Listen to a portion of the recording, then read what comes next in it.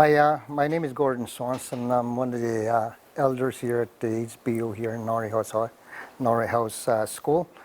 Just want to talk about the growing up and going to school, how it was for us, and how things for us. And it was growing up in this community was hard at that time. There was no hydro or any other way of heating systems that we had. We had to have our wood stoves going and kitchen stoves. And most of our houses were made out of the log houses. And that was kind of hard during the winter especially, and then cold at nights, and then it was very difficult for us growing up and going to school at that time. We had to get up early and walk about 2 miles to school every day and walk back, and then in the cold sometimes it was a lot of snow. Either good or nice days we had to go to school no matter what. That's how our parents encouraged us to stay in school, to be able to get educated at that time. And then we did a lot of work back then, like growing up as a very young person.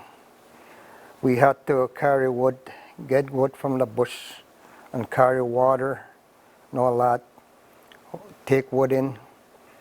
We had grown up as we got older, me and my brothers, we had to scrub the floor, and every Saturday, like two of us would scrub the floor, and our older brother would wash clothes. Either in the next week we would do that, wash clothes and everything, and it was during that time it was, and after that we had to get wood up in the bush, get everything ready. And it was not easy for us growing up, but we were taught all these, how to live, to make a living at that time, to be able to have to be able to know how the nature of this world, how it works, and then so we were very, I guess in a way, fortunate how we grew up, how we were brought up to be able to do things. And then today we have everything, that the heaters, electricity, like lights and heat, and then we have running water, sewer system today, and then we have nothing to stay home for. Like I'd rather encourage kids to go to school. That's what I do to my grandkids, to get education.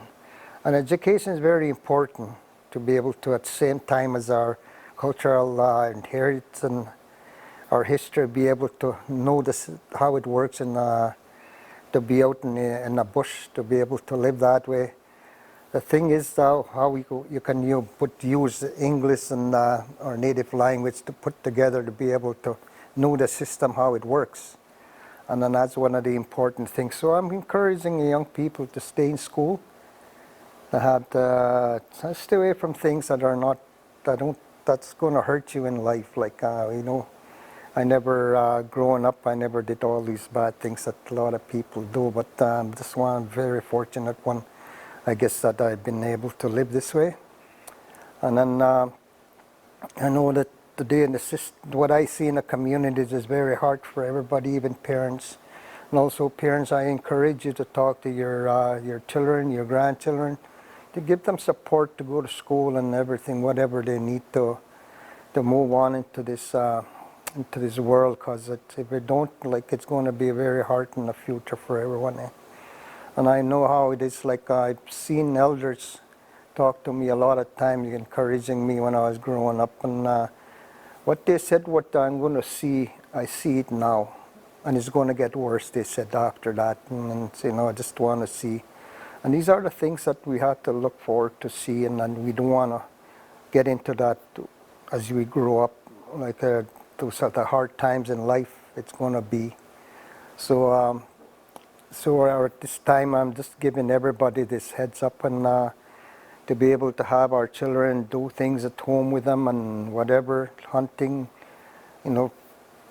camping in the summer and all that, whatever we can do with them, fishing, and to help them out, to show them how to live our culture. So to be able to know these things, to be able to survive through the winter if something ever happens, if they want to go out in the bush, and then they'll be able to survive all these, the cold that they're going to be out there, to be able to live a good, a peaceful life.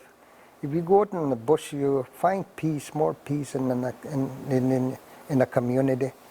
So that's important, to be with their grandparents or your parents out in the bush camp. That's what I enjoyed doing with my parents, my grandparents, my older brothers. We used to go out camping and hunting and all that. That's one of the things that I can hardly do now because of the, I guess, arthritis gets into a lot of people. And then so while you're young, stay active and do things like that. And it's, you'll never be sorry for what, if you ever get into all this, to be able to do what, as you grow up, you'll be needing it, how to trap, how to make fish and all that.